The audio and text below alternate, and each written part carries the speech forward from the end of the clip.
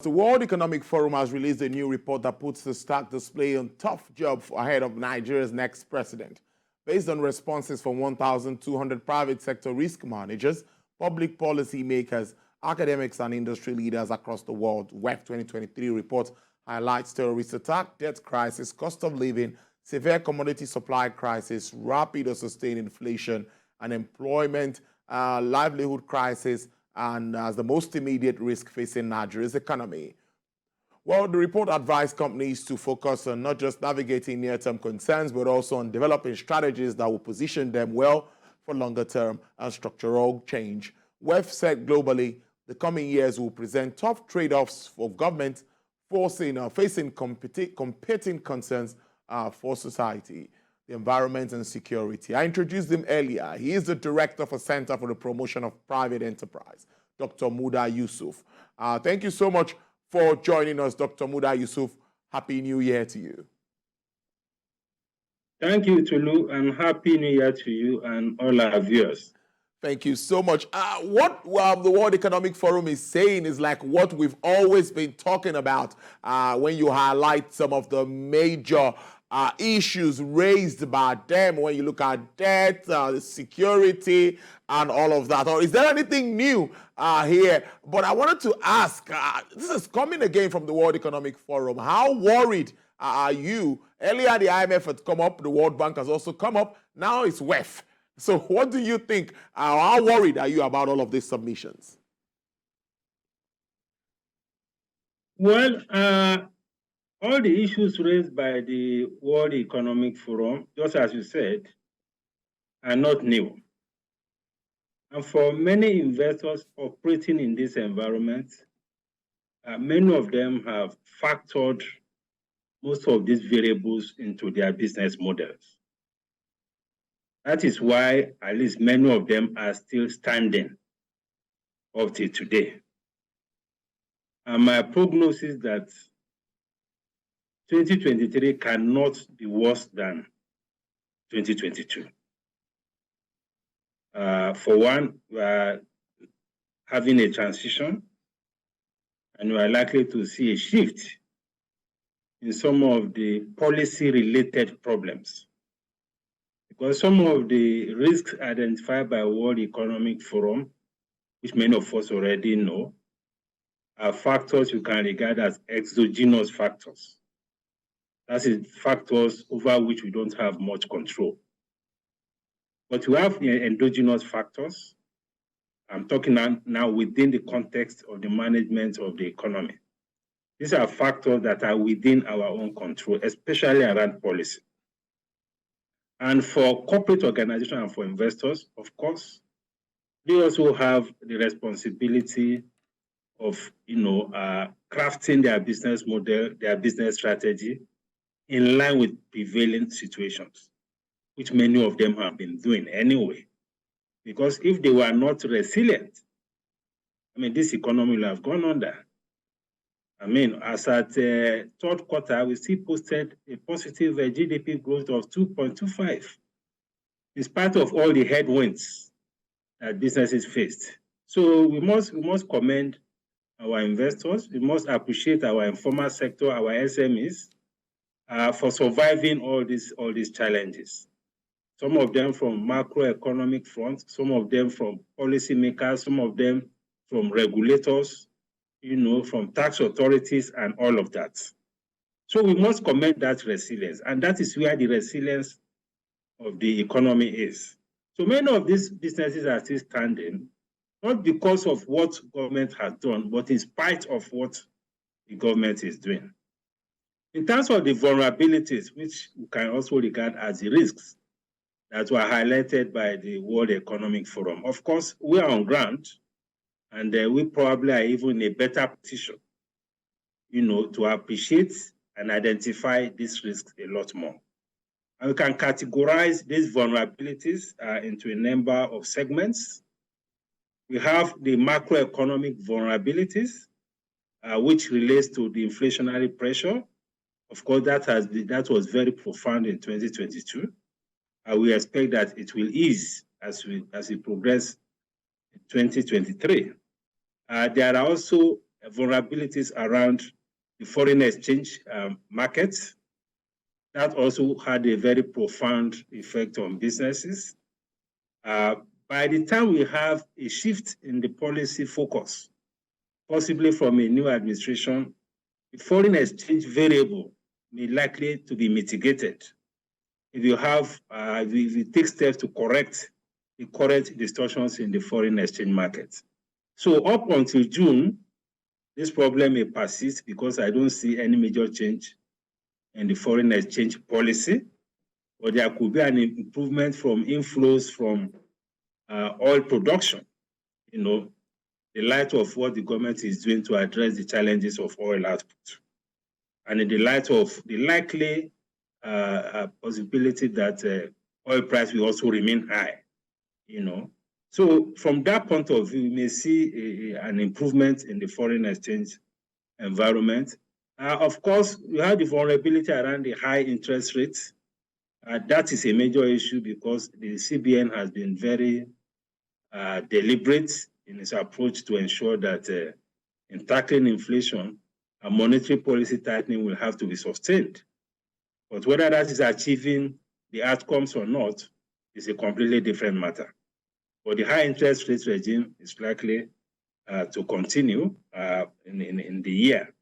Then, of course, the GDP growth, just as I said, if we can make 2.25% in a year as turbulent as 2022, I think we can do better in 2023 if we are able to deal with some of these variables.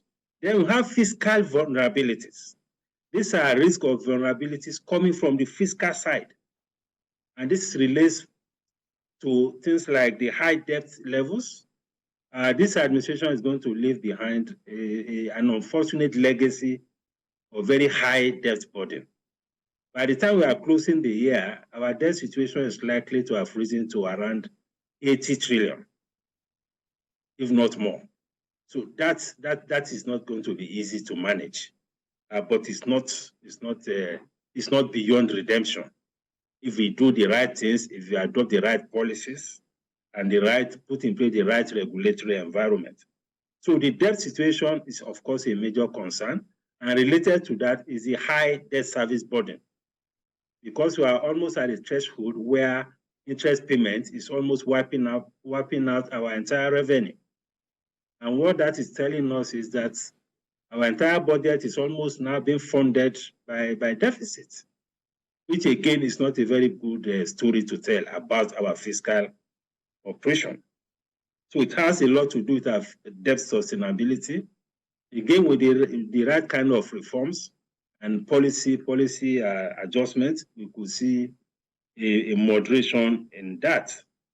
Of course, the challenge that has been imposed by the ways and means, especially from the inflationary point of view, the liquidity point of view, I think some lessons will have been learned as a result of all the crises that this ways and means has generated, especially between the National Assembly, the executive, and also the larger society. Because we have seen, evidence of a breach of the Constitution, evidence of the flagrant breach of the CBN Act, and I'm not sure that this will be allowed to continue.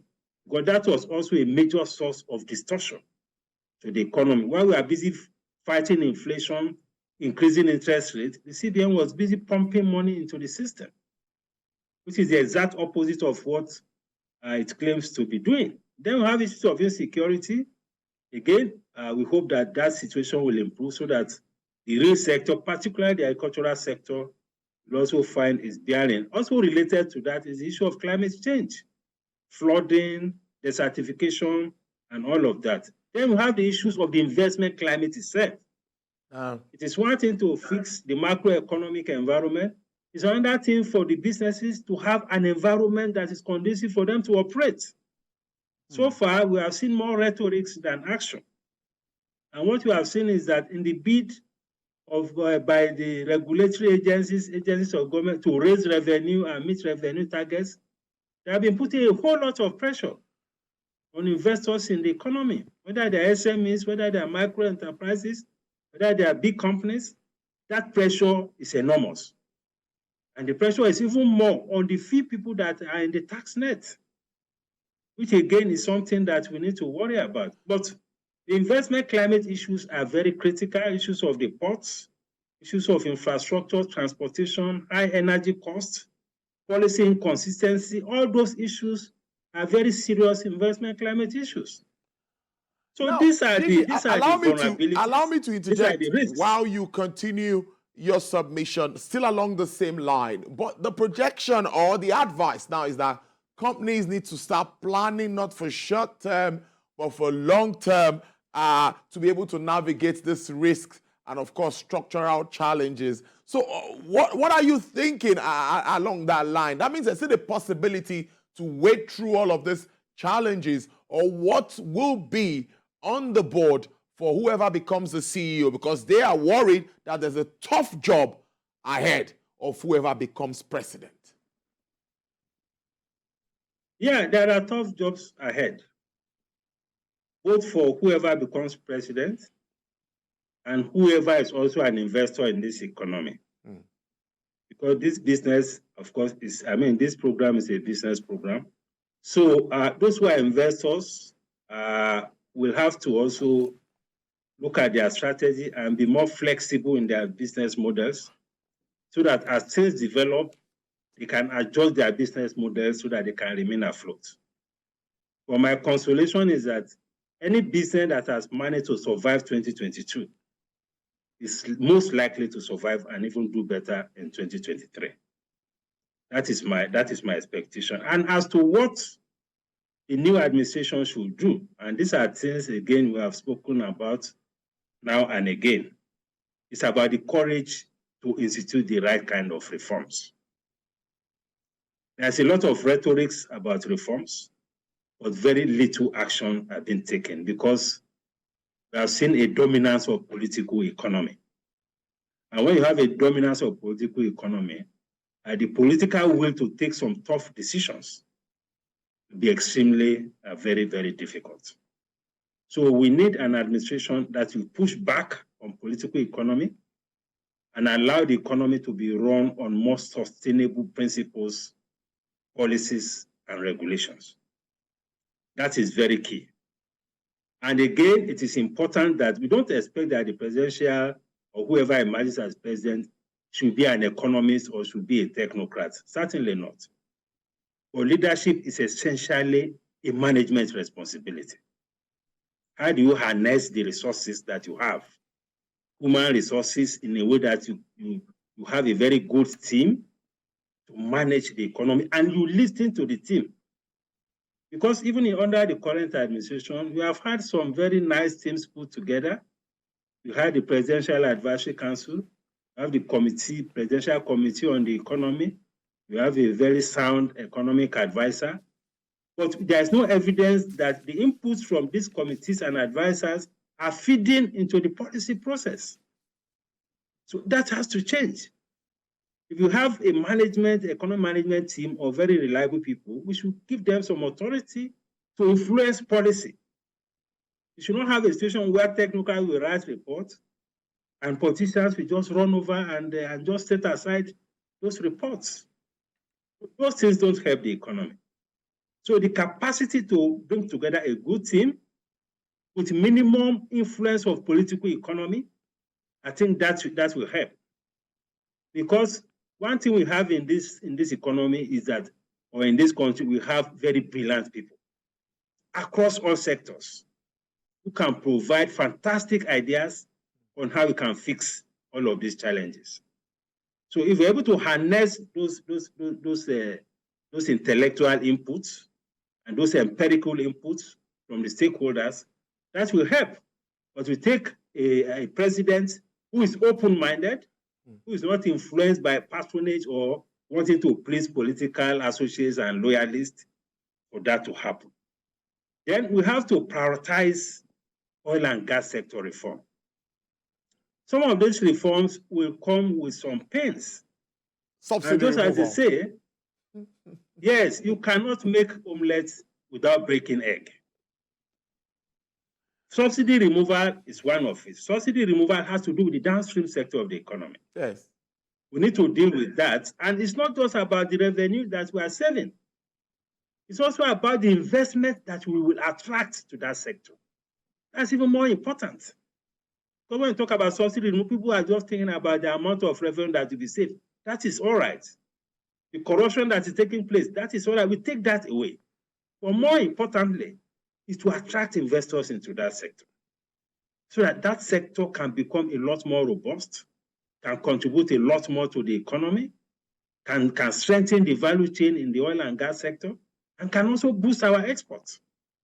We should be dominating exports of petrochemicals, crude, PMS, diesel for the entire West African sub-region by virtue of the resources and the capacity that we have. So if we do that, there's an investment effect, there's a revenue effect. Then there's the upstream. We have the PIA already. And we should caution at this point that we should stop interfering or meddling in policies that have been passed. We have a PIA that has just been passed. The whole idea is to encourage a lot more investors, both into the crude petroleum refining downstream, and also to the upstream, particularly to the gas sector. Only for us to now see the 2023 finance bill throwing another spanners in the works, increasing company tax from 30 to 50% for those who are flaring gas. I'm not saying it's good to flare gas, but you have to be consistent with your policy. You already have the PIA. The investors are already excited about that. They're already mobilizing to invest. Then suddenly you come up with another tax. So that kind of thing, I think we should avoid. So there's a lot that can happen upstream. Gas is now the toast of the world. People are looking for gas. We have over almost 190 trillion cubic feet of gas in Nigeria as reserves. We are number 1 in Africa. And I think number 5 or so in the world. So we should optimize investment there. And that will again take a lot of political will. And that can boost revenue, both foreign exchange and even the Naira revenue. Then we need to fix our foreign exchange policy. Just as we have subsidy in the oil and gas, we have a subsidy problem in the foreign exchange. We need to unlock the subsidy in the foreign exchange market. Annually, we lose nothing less than 2 trillion to foreign exchange subsidy. When will you be selling your foreign exchange at 440 or 435 when you can sell it at 650? In 2022, we will have lost almost 3 trillion. And yes, we say we need revenue. So going forward, at least from this year, we should not have a situation where the CBN will say that they are intervening in the foreign exchange market and they are selling forex at 440 or 435. It's a loss of revenue. If we do that properly, at least we can bring in 3 to 4 trillion naira into the federation account in form of revenue. These are low-hanging fruits. How many operators in the economy are getting foreign exchange at less than 700? So why would the CBN be selling foreign exchange at 450? Why? See, huge loss of revenue. So I think we should rise up to that. That should not be allowed to continue. We are losing so much revenue in that area, and you are coming to be taxing businesses, putting a lot of pressure on those who are investing. That is not the way to manage an economy. So foreign exchange subsidy is as bad as petroleum subsidy. And we need to address it, and address it very quickly so that we can unlock revenue from foreign exchange. Then, of course, you have reforms around the power sector too. A lot more investment can come into that place, but we should allow, first, we have to improve the governance of the sector by the private sector players there. They need to be more transparent. They need to avoid all this estimated billing, which is very exploitative and all of that. Indeed. But we also need to relate to the fact that the pricing must be right. Indeed. If the pricing is not right, investment cannot come in there. We have to leave it. So, of course, we have issues like project reform, insecurity. All those things are also issues. Yes, Dr. Yusuf, I know we can go on and on, a lot of issues, a lot on the plate when it has to do with issues surrounding Nigeria's economy. But as usual, time is never enough for us to break it all down. But I must thank you so much for your contribution all through, all the while, even before now. Wish you a profitable and a very interesting 2023. Thank you so much, Dr. Muda Yusuf.